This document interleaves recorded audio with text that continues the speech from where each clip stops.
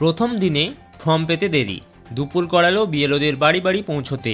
Enumeration form fill আপের প্রথম দিনেই দেখা গেল বিশৃঙ্খলা। বহু বিএলও সঠিক সময়ে ফর্ম তুলতে পারেননি। দীর্ঘ অপেক্ষার পর হাতে আসে ফর্ম। ফলে বালুরঘাট সহ দক্ষিণ দিনাজপুরের অধিকাংশ বিএলও সময় মতো বাড়ি বাড়ি যেতে পারেননি। যদিও প্রথম দিন বলেই কিছুটা গোলমাল হতে পারে মানছেন সাধারণ ভোটাররাও। মঙ্গলবার দুপুর 2টোর পর থেকে বালুরঘাট শহরের বেশিরভাগ বিএলও কাজ শুরু করেন। জেলার 7টি ব্লকেই একই ছবি। প্রথম দিন নষ্ট হলো অনেকটা সময়। এক বিএলও অমিত সাহা বলেন, সকাল 10টা সাড়ে 10টার পর কাগজ পান তিনি। অন ডিউটির নোটিশও তখনও পাননি। স্কুলে কাজ শেষ করে ফর্ম দেখে দুপুর 2টোর দিকে বেরোয়। সমস্যা তো আছেই, এত বড় কাজ, তবে বিএলএরা অনেকে সাহায্য করেছেন। থালাবাটি বেচেও সাধারণ মানুষকে সাহায্য করব, এসআইআর আবহে আশ্বাস মমতার। রাজ্যে বিশেষ নিবিড় সংশোধন এসআইআর প্রক্রিয়া শুরু হতেই আতঙ্কে একাধিক মৃত্যু ঘটছে, তৃণমূলের দাবি। এই প্রেক্ষাপটে মঙ্গলবার জোড়াসাঁকোর মঞ্চ থেকে তৃণমূল নেত্রী মমতা বন্দ্যোপাধ্যায় বলেন, অসংগঠিত ক্ষেত্রে অনেকেই কাজ করেন, তারা এসআইআর তালিকা থেকে নাম বাদ পড়ার আশঙ্কায় রয়েছেন। ভয় পাচ্ছেন পরিযায়ী শ্রমিকরাও। মনে রাখবেন, বাংলা ভাষায় কথা বললে কেউ বাংলাদেশি হয়ে যায় না, হিন্দি বললে পাকিস্তানি হয় না।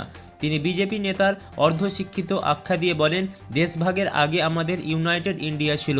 পুরো বক্তব্য জুড়েই কেন্দ্রকে একের পর এক আক্রমণ শাসান মুখ্যমন্ত্রী। বাড়ি বাড়ি যাওয়ার কথা, কিন্তু ক্যাম্প করে ফর্ম বিলি বিএলওর। নির্বাচন কমিশনের নির্দেশ অমান্য করে বীরভূমের সাঁইথিয়ার বিএলওর বিরুদ্ধে উঠল ফর্ম বিলির অনিয়মের অভিযোগ। প্রথম দিন কোনো ভোটারের বাড়িতে না গিয়ে ক্যাম্প বসিয়ে ফর্ম বিতরণ করেন 5 নম্বর ওয়ার্ডের দায়িত্বপ্রাপ্ত বিএলও পিন্টু প্রামাণিক।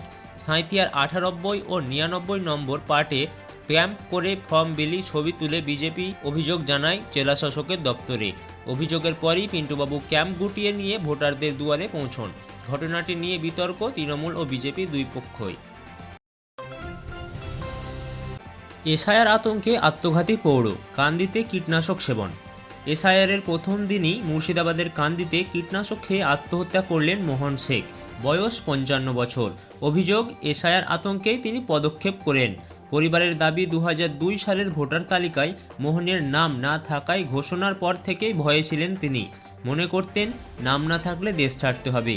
পরিবার বোঝানোর চেষ্টা করলেও আতঙ্ক কাটেনি তার। মঙ্গলবার সকালে কীটনাশক খেয়ে আত্মঘাতী হন তিনি। পুলিশ ঘটনার তদন্ত শুরু করেছে বলে জানা গিয়েছে।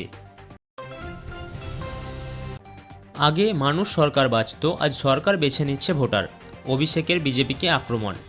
এসআইআর ও সিএএ ইস্যুতে বিজেপিকে তীব্র আক্রমণ করলেন তৃণমূলের সর্বভারতীয় সাধারণ সম্পাদক অভিষেক বন্দ্যোপাধ্যায়। মঙ্গলবার রেড রোড থেকে জোড়াসাঁকো পর্যন্ত মিছিল শেষে তিনি বলেন, আগামী দিনে তৃণমূল দিল্লি গিয়ে দেখাবে। একজনও যোগ্য ভোটারের নাম এসআইআর তালিকায় থেকে বাদ গেলে তৃণমূল দিল্লি পৌঁছে যাবে। তিনি আরও বলেন, দুদিনের ডাকেই যদি তৃণমূল এই মিছিল করতে পারে, তাহলে 2 মাসে দিল্লিতে কি হতে পারে সেটা বিজেপির বন্ধুদের ভাবা উচিত। এসআইআর ঘোষণার পরেই বেআইনি বার্থ সার্টিফিকেট তৈরির অভিযোগে সরব শুভেন্দু। রাজ্যের মুখ্য নির্বাচনী আধিকারিকের সঙ্গে দেখা করে জন্ম শংসাপত্র জাল করার অভিযোগ তোলেন বিরোধী দলনেতা শুভেন্দু অধিকারী। তার অভিযোগ, এসআইআর ঘোষণার পর থেকে রাজ্যে বেআইনিভাবে জন্ম সার্টিফিকেট ইস্যু হচ্ছে। বিজেপির দাবি, পুরো অফলাইন রেজিস্ট্রেশন তারিখ ব্যবহার করে ডিলে বার্থ সার্টিফিকেট রেজিস্ট্রেশন করা যাচ্ছে, যাতে যাচাইয়ের সময় কোনো সমস্যা না হয়। শুভেন্দুর অভিযোগ, স্থানীয় তৃণমূল নেতা, কাউন্সিলর, পঞ্চায়েত প্রধান ও প্রশাসনের কিছু কর্মী সকলে এই জালিয়াতির সঙ্গে যুক্ত। নেশা কি কিশোর অপরাধের মূল কারণ? পাঁশকুড়ায় গণধর্ষণে ধৃত 2 নাবালক। শনিবার পাঁশকুড়ার এক গ্রামে এক মহিলাকে গণধর্ষণের অভিযোগে ধৃত 2 নাবালকের মধ্যে একজনকে আগেই স্কুল থেকে বহিষ্কার করা হয়েছিল। পুলিশের হাতে এসেছে সেই তথ্য।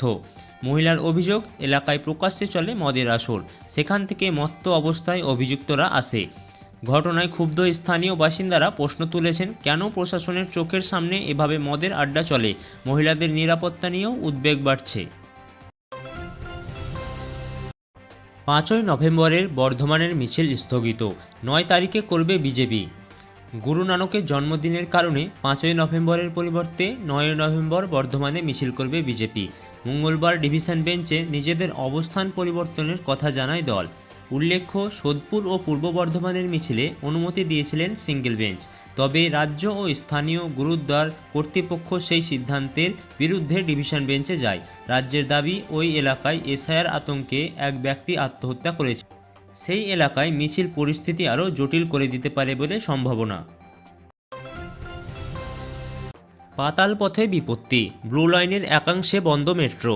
মঙ্গলবার দুপুরে হঠাৎ ব্লু লাইনের পাতাল পথে থমকে যায় মেট্রো। কবি নজরুল স্টেশন থেকে ঘোষণা করা হয় শহীদ ক্ষুদিরাম থেকে টালিগঞ্জ এবং সেন্ট্রাল থেকে দক্ষিণেশ্বর পর্যন্ত আংশিক পরিষেবা চলবে, ফলে ব্যাপক ভোগান্তি যাত্রীদের। এক যাত্রী জানায়, কবি নজরুল থেকে 2:40 ওঠা মেট্রো নেতাজি স্টেশনে পৌঁছায় 3:10। এরপর আলো ও এসি বন্ধ করে যাত্রীদের নামতে বলা হয়। মেট্রো কর্তৃপক্ষ জানিয়েছেন, ময়দান স্টেশনে সমস্যা হয়েছিল, বিকেল 4টের মধ্যে পরিষেবা স্বাভাবিক হয়। ছাত্রের মৃত্যুকে ঘিরে রহস্য, গ্রেপ্তার স্কুল সম্পাদক। পুরুলিয়ার কেন্দ্রার এক বেসরকারি আবাসিক স্কুলের ছাত্রের অস্বাভাবিক মৃত্যুর ঘটনায় উত্তেজনা ছড়ালো। অভিযোগের জেরে সোমবার সকাল থেকে 9 ঘন্টা অবরোধের পর গ্রেপ্তার করা হয় বিদ্যালয়ের সম্পাদককে। রবিবার রাতে নবম শ্রেণীর ছাত্র শম্ভু কুম্ভকার অসুস্থ হয়ে পড়ায় হোস্টেলের কর্মীরা তাকে স্বাস্থ্যকেন্দ্রে নিয়ে যান, যেখানে তাকে মৃত ঘোষণা করা হয়। গ্রামবাসীদের অভিযোগ, মৃত্যুর খবর পরিবারকে জানানো হয়নি। তাদের দাবি, রহস্যজনকভাবে মৃত্যু হয়েছে শম্ভুর।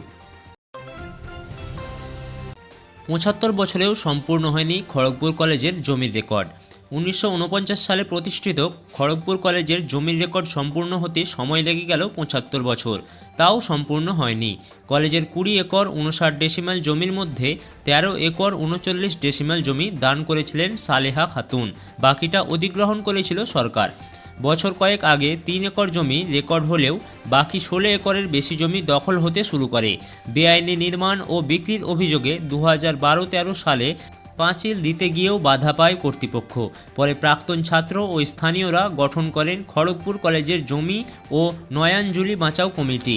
দীর্ঘ আন্দোলনের পর অবশেষে 13 একর ও 25 ডেসিমাল জমি রেকর্ড করতে সক্ষম হয় কলেজ, তবে এখনও কিছু জমি রেকর্ডের বাইরে রয়ে গেছে।